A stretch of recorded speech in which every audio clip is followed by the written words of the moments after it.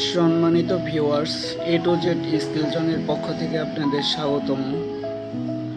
আজ আমি আপনাদের দেখাবো ডিভিপি 40 ES2 একটা ডেল্টা পিএলসির সাথে কিভাবে ওয়ারিং কমিউনিকেশন করতে হয় সেটা।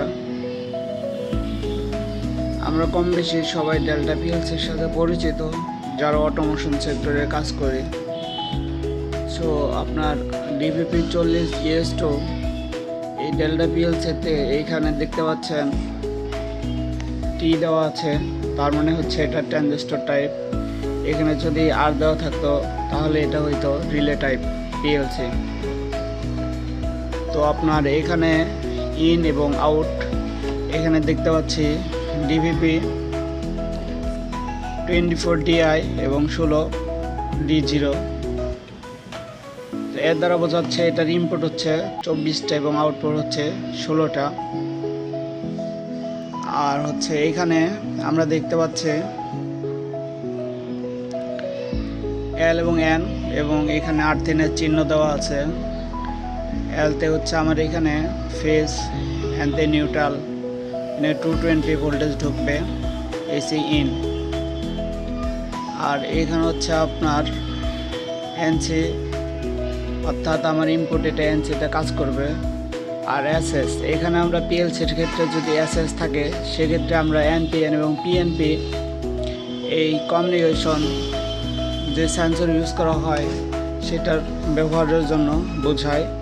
এখানে যদি আমি এসএস এর জায়গায় যদি আমি পজিটিভ ভোল্টেজ ইন করি তাহলে আমাকে সুইচিং করতে হবে 0 ভোল্ট দিয়ে। আর যদি আমি এসএস এর জায়গায় 0 ভোল্ট দিই তাহলে আমাকে সুইচিং করতে হবে 24 ভোল্ট দিয়ে। এটা যে কোনো পিএলসির ক্ষেত্রেই আমাদের যদি এসএস থাকে তাহলে আমরা যেটা কমন নেব তার উল্টা ভোল্টেজ দিয়ে সেটা সুইচিং করতে হবে। এখানে যদি আমি পজিটিভ 24 ভোল্ট দিই তাহলে আমার সেন্সর থেকে আসতে হবে 0 ভোল্ট। আর যদি এখানে 0 ভোল্ট দেই তাহলে আমার এখানে সেন্সর থেকে আসতে হবে 24 ভোল্ট, তাহলে আবার ইন কাজ করবে, অর্থাৎ ইন সিগন্যাল দিবে। এই বিষয়টা আমাদের অবশ্যই খেয়াল রাখতে হবে। এটা দেখতে পাচ্ছেন রান এবং স্টার্ট স্টপ সুইচ, এদিকে দিলে স্টপ আর এদিকে দিলে এটা হচ্ছে রান হবে। এটা হচ্ছে কমিউনিকেশন পোর্ট। এই যে দেখতে পাচ্ছেন এখানে 24টি ইনপুট এবং 16টা এখানে আউটপুট রয়েছে।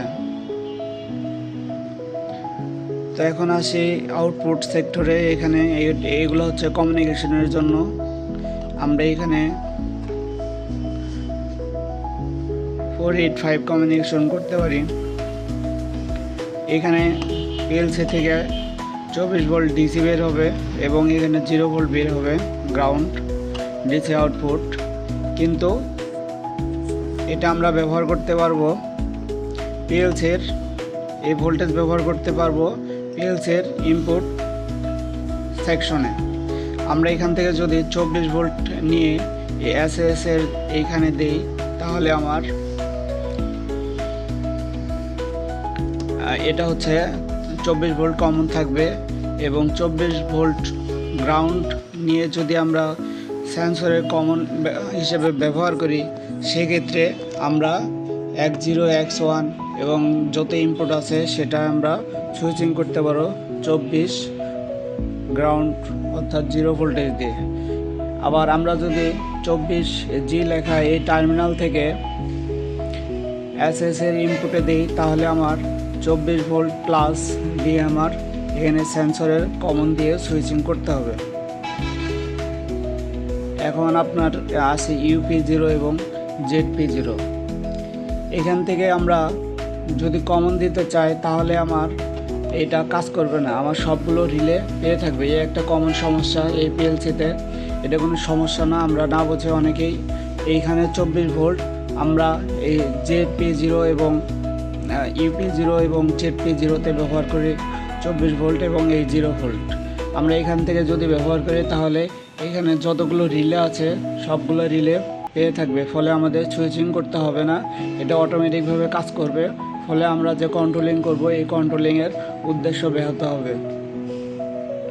তাই আমাদের UP0 এবং ZP0 এইখানে আমাদের পাওয়ার সাপ্লাই থেকে, অর্থাৎ আলাদা কোনো সাপ্লাই থেকে 24 ভোল্ট এবং 0 ভোল্ট এই জায়গায় দিতে হবে। আমরা যদি UP0-তে 0 ভোল্ট দেই এবং ZP0-তে 24 ভোল্ট দেই, সেক্ষেত্রে আমাদের কমন দিয়ে ZP0-তে যেটা প্রবেশ করাবো, ইনপুট যেটা দেব, সেটাই এই কমনগুলো দিয়ে বের হবে। আর এই কমন যদি 24 ভোল্ট বের হয় তাহলে আমরা রিলে সুইচিং করতে পারবো।